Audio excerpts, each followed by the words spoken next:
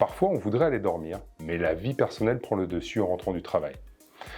À certains moments, on n'a pas le choix, il faut aller conduire ou aller chercher les enfants à l'école, ou on a d'autres rendez-vous. À d'autres moments, on profite de la journée pour faire un tas d'autres activités aux dépens de son sommeil. Ne pas dormir n'est pas sans conséquence sur notre organisme à court terme. C'est la fatigue, la somnolence, l'irritabilité, les risques accidentels. Et à long terme, c'est la prise de poids, l'hypertension, le diabète et les risques cardiovasculaires. Je vous propose de ne pas vous aider à dormir, mais plutôt de vous aider à ne pas vous réveiller tout seul au moment du coucher. Alors nous sommes des animaux diurnes, c'est la lumière du soleil qui régule notre horloge biologique. Tant que nous sommes exposés à la lumière du soleil, notre organisme envoie les hormones de l'éveil. Quand le soir il n'y a plus de soleil, dans l'obscurité, notre cerveau envoie les hormones du sommeil, la mélatonine. Le problème, c'est que notre cerveau ne fait pas la différence entre la lumière du soleil et la lumière de la tablette, du téléphone ou de l'ordinateur. Tant que nous sommes exposés à la lumière de ces éléments, on ne peut pas sécréter l'hormone du sommeil et celle-ci est bloquée pendant 2 heures. Donc pour faciliter l'endormissement, évitez de vous exposer à la lumière de la tablette, du téléphone et de l'ordinateur dans les 2 heures avant d'aller vous coucher.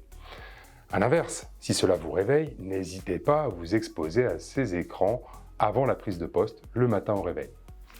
Et la télé, me direz-vous, est-ce que c'est la même chose? Eh bien non, comme la télé est plus loin, quand la lumière arrive à l'œil, elle est beaucoup plus faible, elle a beaucoup moins d'impact sur notre horloge biologique. Donc la série sur le téléphone dans les 2 heures avant d'aller se coucher, c'est non, sur la télé, c'est ok. Ceux qui trouvent que le stress les empêche de dormir ont tout à fait raison. L'hormone du stress, le cortisol, permet de donner l'énergie à notre organisme pour combattre ou pour fuir face à un danger. Il permet également d'être plus vigilant pour anticiper un éventuel danger.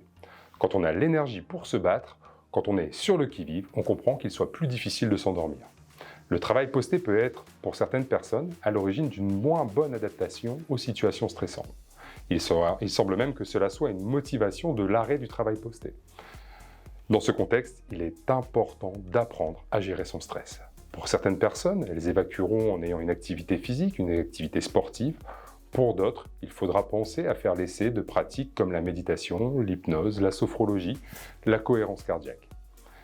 Il apparaît qu'avec l'âge, on s'adapte moins facilement aux changements d'horaire imposés par le travail posté. Quand on demande à une personne si elle récupère d'une soirée à plus de 40 ans comme à 20 ans, elles sont en général unanimes, la réponse est non. Il n'y a donc pas que la motivation qui joue. L'âge a un impact sur l'adaptabilité de notre horloge biologique au changement d'heure, au changement de rythme.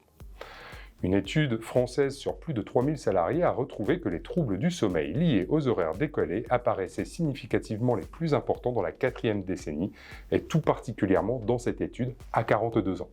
Qu'est-ce qu'une bonne chambre? Une bonne chambre est un endroit calme où l'on se sent bien. Le bruit et la lumière peuvent perturber le sommeil, on conseille donc de maintenir l'obscurité pendant le sommeil en fermant les volets ou en utilisant un masque de nuit comme ceux que l'on trouve dans les avions. Il n'est pas autorisé d'étouffer votre conjoint s'il ronfle, mais si l'environnement est bruyant, il est toujours possible d'utiliser des bouchons d'oreille. Au moment de l'endormissement, le corps perd 1,5 degré de température. En période de canicule, il est difficile de perdre ces degrés de température et l'endormissement est plus difficile. Lorsque l'on se couche plus tôt pour regarder la télévision au lit, on ne dort pas et on chauffe les draps. Puis quand viennent les signaux d'un sommeil à venir, les draps sont trop chauds, il est plus difficile de faire baisser la température corporelle et l'endormissement se fait donc plus tardif. La température de chambre recommandée est autour de 18 degrés, mais vous l'aurez compris, il faut éviter la télévision dans la chambre pour faciliter l'endormissement. Si l'on s'endort devant la télévision, les éclats sonores et les éclats lumineux nous sortent du sommeil profond pour aller dans le sommeil léger. Une fois encore, on dort, mais d'un sommeil non réparateur. Il est donc important de réserver la chambre au sommeil ou aux activités intimes, mais il faut en exclure la télévision et les autres écrans.